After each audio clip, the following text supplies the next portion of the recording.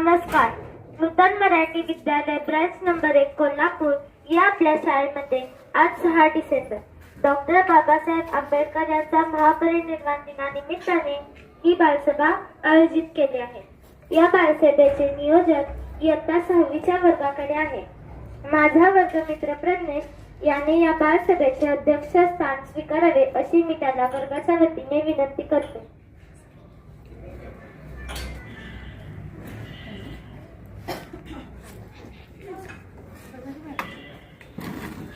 शाळेच्या व्यवस्थापिका सौ पंडित मॅडम, शाळेच्या मुख्याध्यापिका सौ वर्षाराणी वायदंड मॅडम, सर्व शिक्षिका व आजच्या कार्यक्रमाचे अध्यक्ष यांनी मंचावर स्थानापन्न व्हावे अशी मी त्यांना विनंती करते. तसेच पंडित मॅडम, मुख्याध्यापिका वायदंड मॅडम, उपमुख्याध्यापिका घोडके मॅडम व अध्यक्षांनी डॉक्टर बाबासाहेब आंबेडकर यांच्या प्रतिमेस पुष्पहार अर्पण करावा अशी मी त्यांना विनंती करते.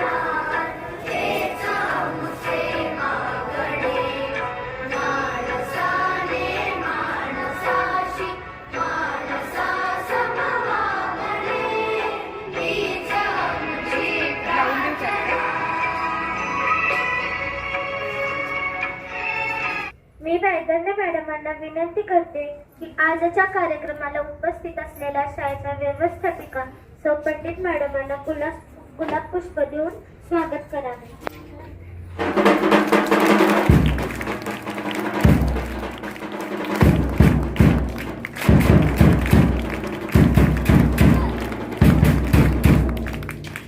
आजच्या कार्यक्रमाचे अध्यक्ष प्रज्ञेश यांचे स्वागत करण्याची विनंती शाळेच्या मुख्याध्यापिका सौ वायदंड मॅडम यांना करते.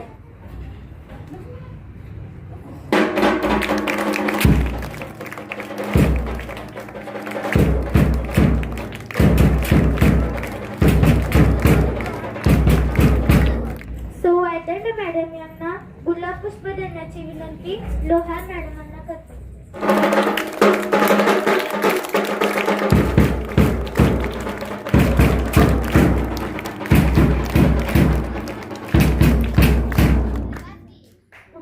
सर्व शिक्षकांना गुलाब पुष्प देण्याची विनंती माझ्या वर्गमैत्रिणी कृतिका व स्वामिनी यांना करते.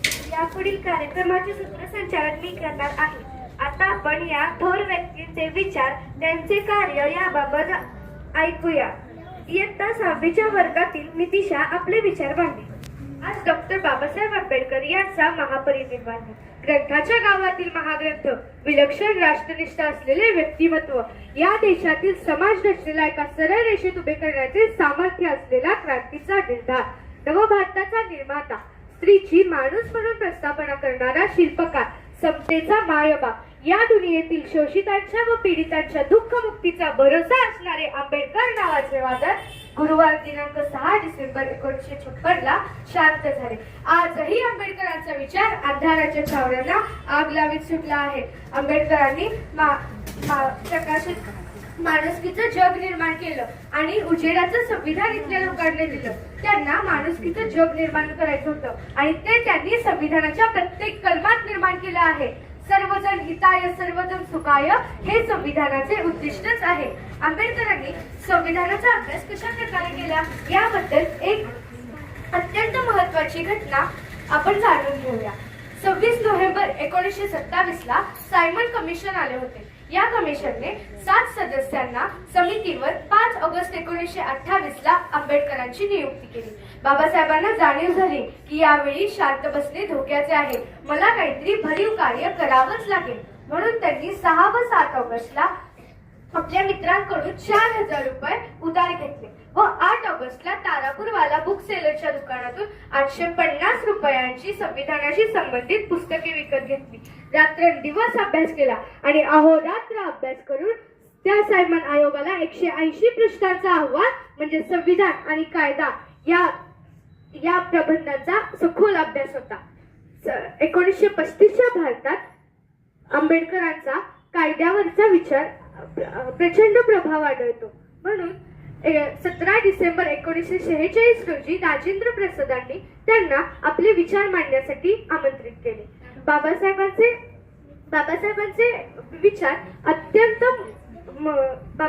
विचार अगदी मुत्सद्यासारखे होते. त्यांच्या भाषणाला कर्तृत्वाला कोणतेही. भारतीय मसुदा समितीचे अध्यक्ष बाबासाहेब झाले.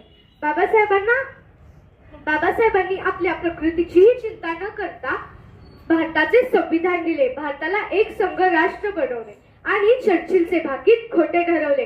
जगातील सर्वात मोठे संविधान म्हणून भारताच्या संविधानाचा उल्लेख केला जातो. भारताच्या संविधानाचा उल्लेख केला जातो.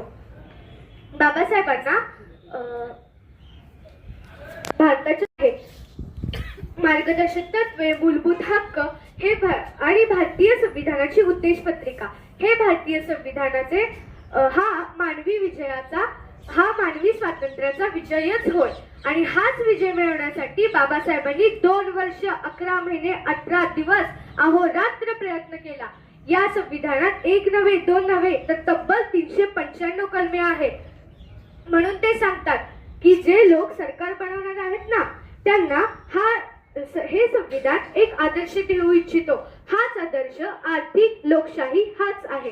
राजकीय नेत्यांना जर संविधानाचा गाभाच कळत नसेल तर त्यांच्या हातात देश सुरक्षित नाही असा इशाराही ते देतात.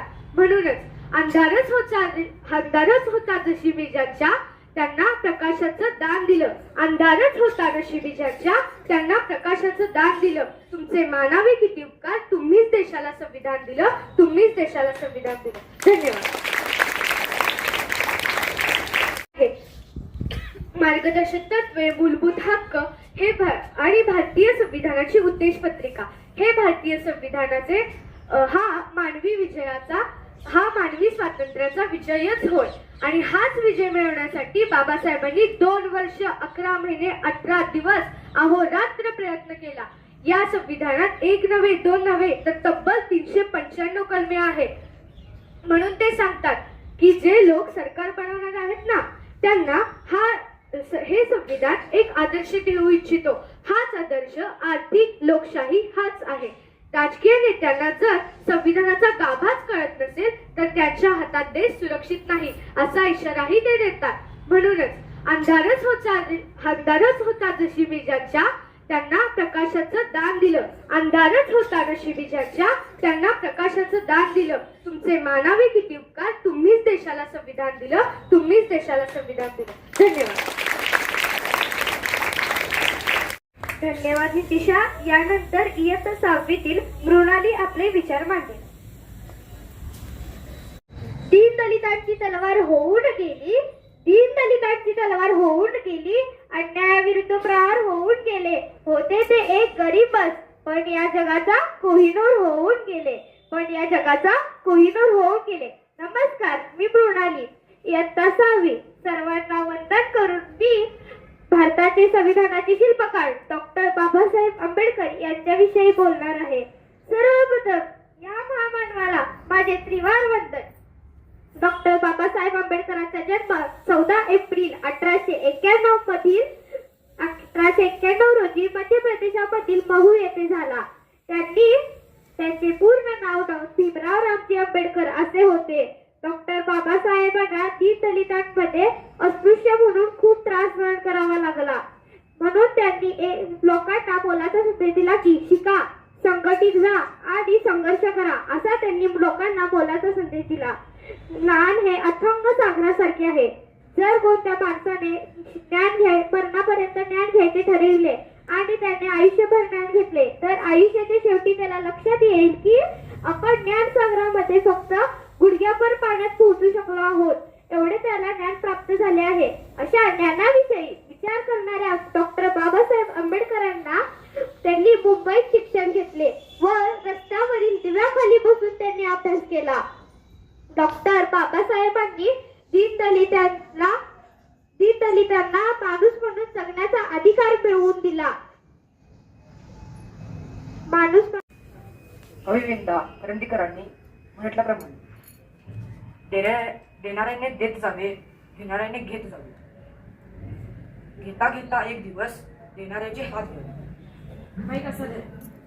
डॉक्टर बाबासाहेब आंबेडकर यांच्या कार्याने, त्यागाने व सेवेने प्रेरित होऊन आपण ही शिक्षणाची गंगा घरोघरी पोहोचवण्याचा प्रयत्न करूया व आपल्या परिसरातील एकही विद्यार्थी शालाबाह्य राहणार नाही यासाठी प्रयत्न करूया आणि आपल्या परिसरातील मुले आपल्या शाळेत प्रवेश घेतील याचा प्रयत्न करूया.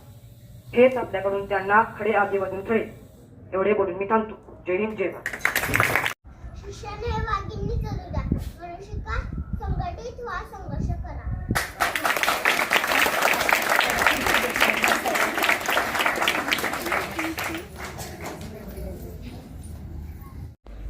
आज आमच्या वर्गाच्या बालसभेला उपस्थित मुख्य अतिथी सौ पंडित मॅडम यांचे मनापासून आभार. शाळेच्या मुख्याध्यापिका सौ वायदंडे मॅडम, सर्व शिक्षक वृंद उपस्थित राहिल्याने यांचेही आभार. आमच्या वर्ग शिक्षिका सौ अस्मिता टीचर यांनी आम्हाला मोलाचे मार्गदर्शन केले, त्याबद्दल त्यांचे आभार. हा कार्यक्रम पार पाडण्यासाठी शुभदा टीचर, सौ अश्विन टीचर यांनी आम्हाला सहकार्य केले, त्याबद्दल त्यांचेही आभार. माई मामाने आम्हाला मदत केली म्हणून आम्ही मंच व्यवस्था, मुलांची बैठक व्यवस्था करू शकलो, म्हणून माई मामांचेही आभार. मोक्षा व श्रावणीने अतिशय छान सूत्रसंचालन केले, त्या कार्तिक व आरवने व्यासपीठ व्यवस्था केली. नितीशा व मृणालीने डॉक्टर बाबासाहेब आंबेडकर यांच्या जीवनावरील प्रसंगाचे मनोगत व्यक्त केले. आपण सर्वांनी सहकार्य केले म्हणूनच ही बालसभा यशस्वी करू शकलो. आपल्या सर्वांचे मी अदनान शेख इयत्ता 6वीच्या वतीने आभार मानतो व कार्यक्रम संपला असे अध्यक्षांच्या वतीने जाहीर करतो. जय हिंद, जय भारत. उपस्थित व्यासपीठावरील शाळेच्या व्यवस्थापिका सौ पंडित मॅडम, आजच्या बालसभेचे अध्यक्ष आणि माझ्या सर्व शिक्षक भगिनी आणि माझे सर्व बालचक, सर्वांना गुड मॉर्निंग. आज आपण इथं कशासाठी जमलेलो आहोत? त्यांचा महापरिनिर्वाण दिन आहे आणि हा कार्यक्रम इयत्ता 6वीच्या विद्यार्थ्यांनी आणि त्यांच्या वर्ग शिक्षकांनी खूपच छान बालसभेचं आयोजन करून हा इथं कार्यक्रम इथं संपन्न केलेला आहे. आणि त्यांच्याविषयी, डॉक्टर बाबासाहेब आंबेडकरांच्या विषयी नितीशा आणि मृणालीनं जे काही सांगितलेलं आहे आणि आपला छोटा समर इयत्ता पहिलीचा खूपच छान त्यांचे विचार सर्वांपर्यंत पोहोचवलेले आहेत. तर त्याबद्दल शाळेच्या वतीनं मी इयत्ता 6वीच्या सर्व विद्यार्थिनी आणि वर्ग शिक्षिका यांचं मी आभार मानते आणि माझे 2 शब्द पुरे करते.